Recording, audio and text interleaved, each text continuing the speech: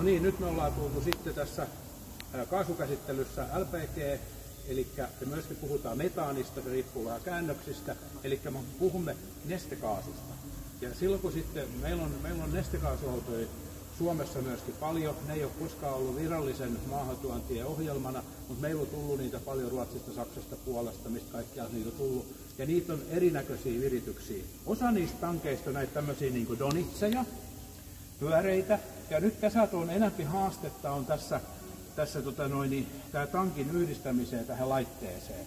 Eli yksi tärkeä asia on edelleen tämä maadotus, joka on hyvin tärkeä asia. Sitten me täytyy täältä löytää sisämeno ja ulosmeno paikat. Ne löytyy kyllä helposti. Nyt se on aika helppoa, kun tämä tankki on tässä maassa.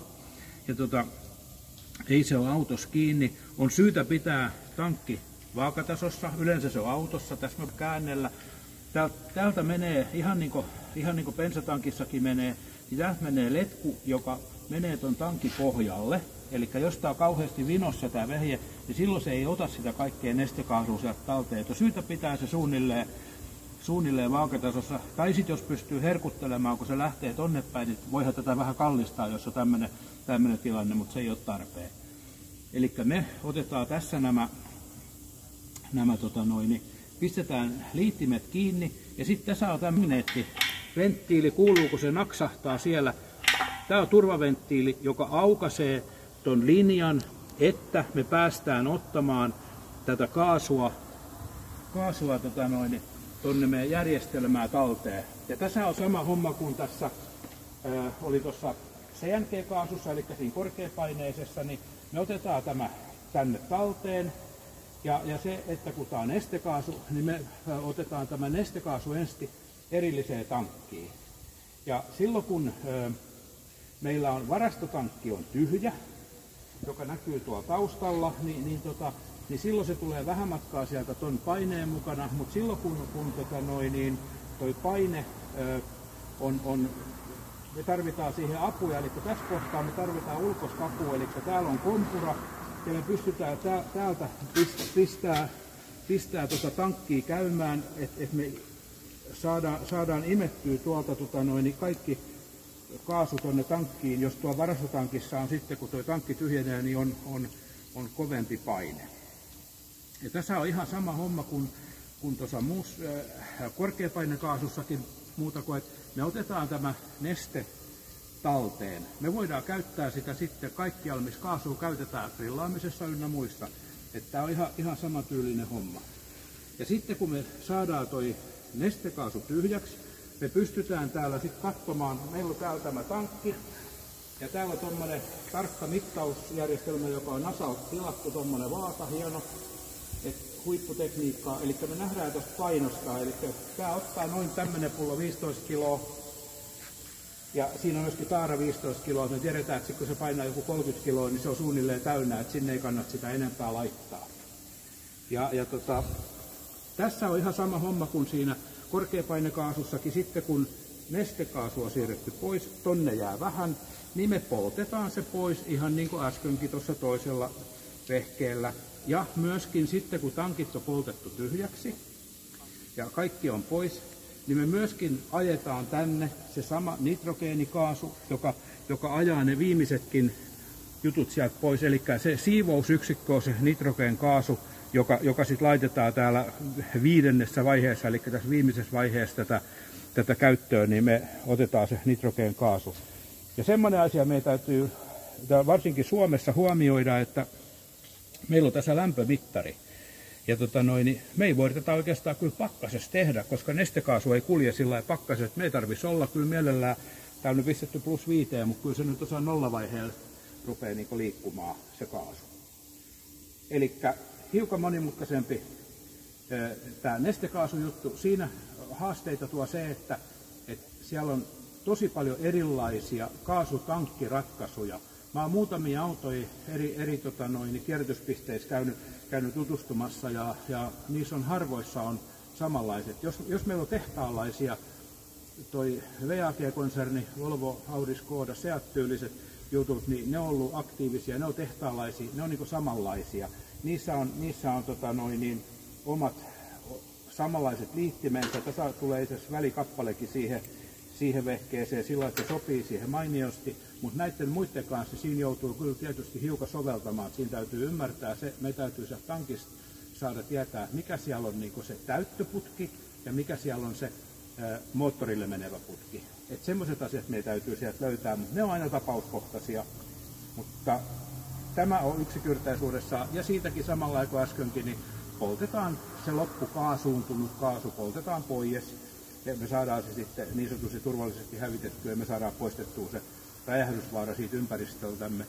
Ja tästä käsittelypaikasta, me ollaan nyt varastohallissa, mutta on se, että niin tämmöinen paikka, että täällä on lattia, tasainen lattia, täällä on 2 ovea auki, nyt kun me touhutaan, niin tää tuulettuu tää pois. Nestekaasu menee alaspäin, eli jos meillä on vaikka lattiakaivoja tai jos meillä on vaikka öljymonttuja perinteisiä, niin se nestekaasu valuu sinne. CNG-kaasu lähtee ylöspäin ja ne kaikki kipinästä ei tykkää. Eli näiden kanssa täytyy olla varovainen. Tämmöinen tasainen lattia, hyvin tuulettuva tila, niin tämä on ihanteellinen. Tai tietysti sitten ulkona. Suomessa vähän osa vuotta on kiva tehdä ulkona hommia, suuri osa on ihan kiva tehdä sisällä.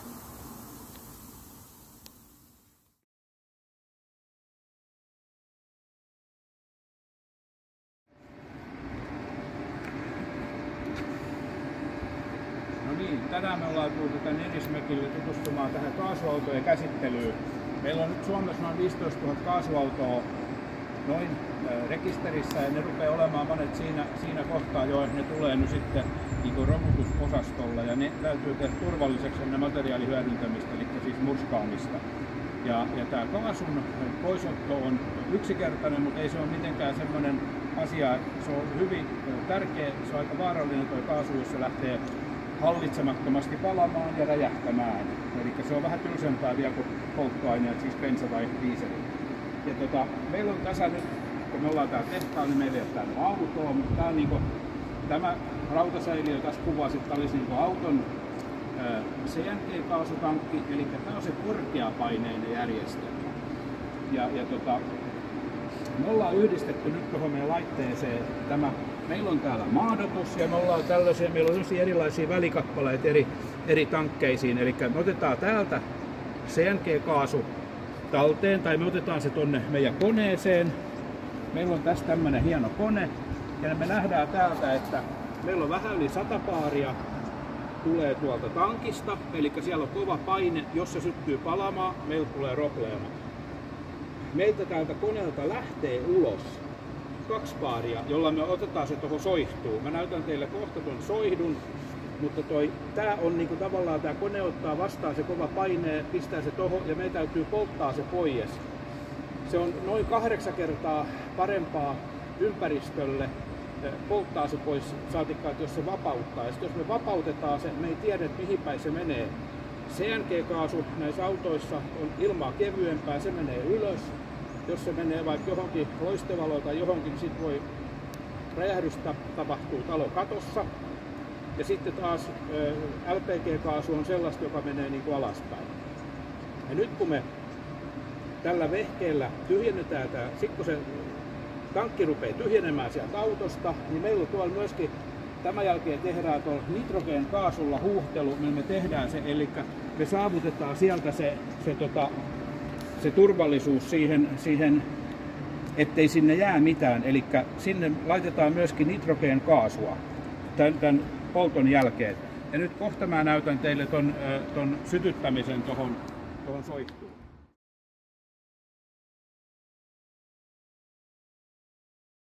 Laitetaan tämä makkarapaistovalkea tästä tulille, niin me avataan tämä venttiili.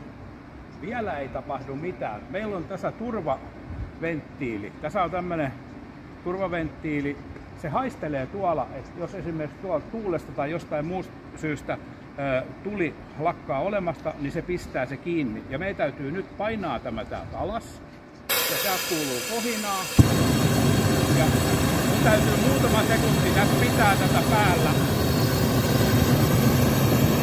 Ja näin me sen sitten mahdollisimman turvallisesti sen pois. Liekki ei paljon näy, mutta uskokaa tai älkää, niin tuossa tulee jonkun verran lämpöä, että kyllä siinä makkara ainakin lämpee.